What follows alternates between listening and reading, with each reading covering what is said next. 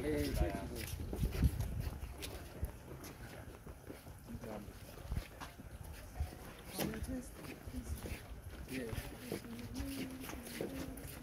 kazinga chakula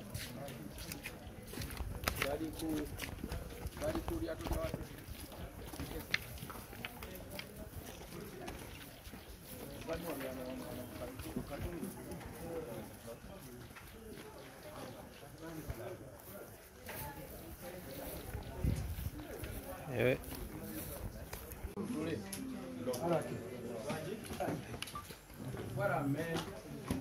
What up, nigga?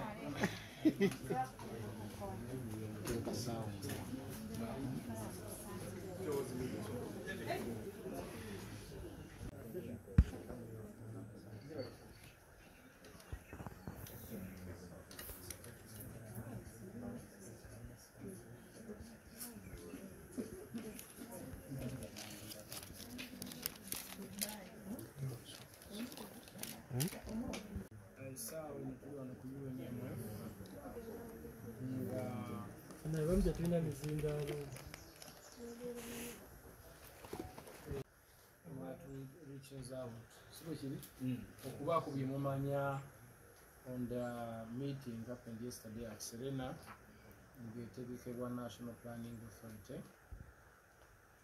okulaba nga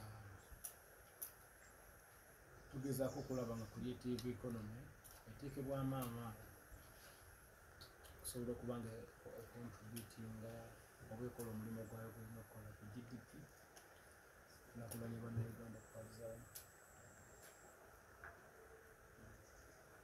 Twalabye ekipapula nga kiraga Uganda Gazette nga kita kyapa eggwanga kiraga nti etteeka ya copyright and neighboring rights ligazettingiddwa simanyi.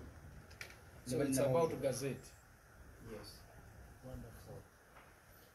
Now, so twenkola akasakala kwebaza Katonda n'okwebaza bannabitone bonna all creatives abasobola okuwulira omulanga gwaffe because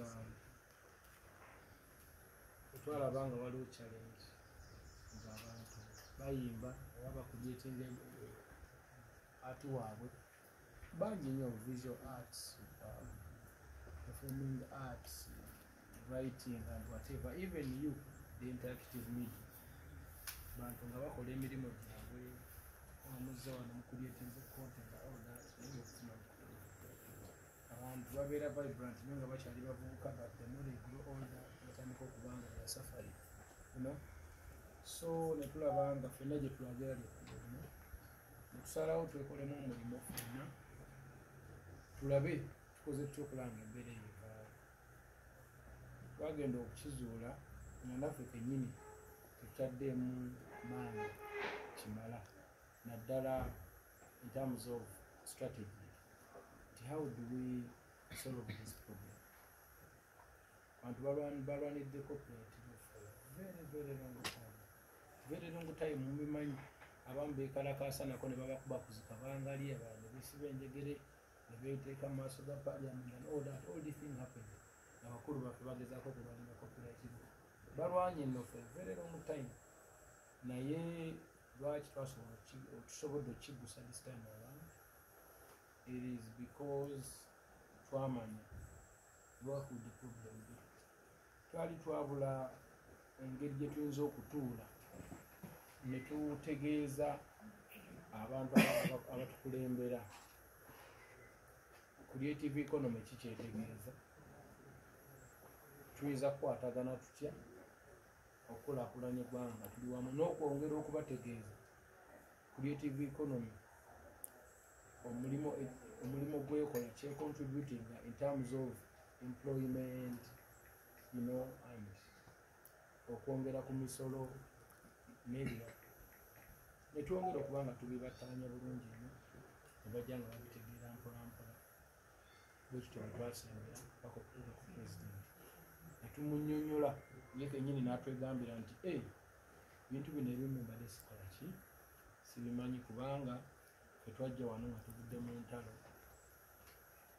tufuna obuzibu bunene nnyo okusooka okutereeza byonna ebyali byonoonese kuba entalo zoonoona ebintu agamba baze bakwata ku bintu ebyenjawulo. Agriculture yatandika, agriculture bamuteka ng'era abatambula bulungi mutawuliramu nti bano balwanire kubidde wali media bobya busongovu abokisatu nga bolabira engeri abantu gye bazibajja bekwatamu wasimulungi naye kati tulimugeza kulaba tuwozaamu tusobole okufuna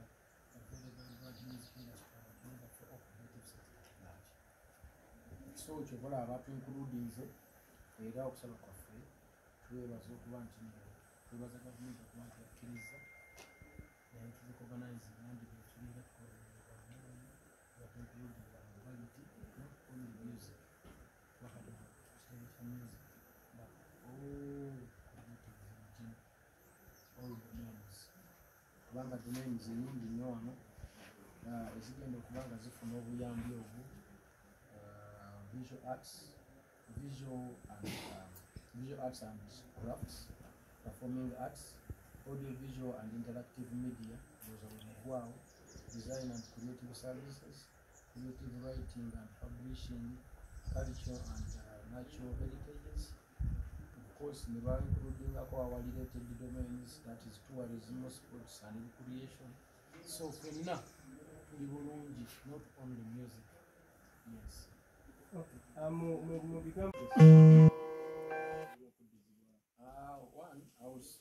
are going to benchmark mostly from the UNMF structure in terms of support. We are doing very well. For us, we understood the problem and how to solve it in terms of support. Yeah? So, we tutandikawo support gye twatandikawo omuntu tujja ne tumwasesinga n'atulaga engeri gyali mukola ebintu bye n'aleeta checkinga their catalog, checkinga ki, not because in bagenda bireeta ne tukwate osintu nino, but tuba tulina engeri gye tugenda okukolagana nabo in terms of good relations. You understand?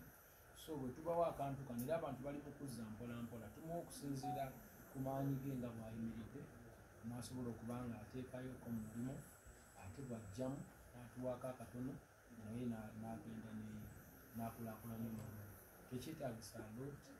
Just need to be committed and serious. No money to meet from here today and then tomorrow. I think it's not for only us who are here right now, but even the coming generation. So it's all about discipline basically. Sichama nyuso agala obutinki bana abakoze abantu bannamawulire bekozeemu omulimu balina aba entertainment bekozeemu omulimu bekozeemu sako basobola okujja ate bw'otidde ate nezaayo nja. It's all about discipline. Obojje obukadde bubiri oba busatu making sure ogenda oteeke mulimu oguba oguze equipment, you work hard when you start earning maybe online or something, then you press roll. Kisingako okuba nga tolina ogenda kujjaka support. So ndowooza enkola nyingi nnyo but we can benchmark for n'abo abakwatibwako mu bwekyo. Ate n'ekyokubiri n'aba ministers plus okuba mu deputy nawo from the Office of the Attorney General, Minister of Gender, then ICT, where obonabona kibakwatako era bakafuulu babamanyi. Then for us we can be there in stands to chair. And that's why we are organizing this. After being structured very well, it means tugenda kuba already baleseka support bakatadde.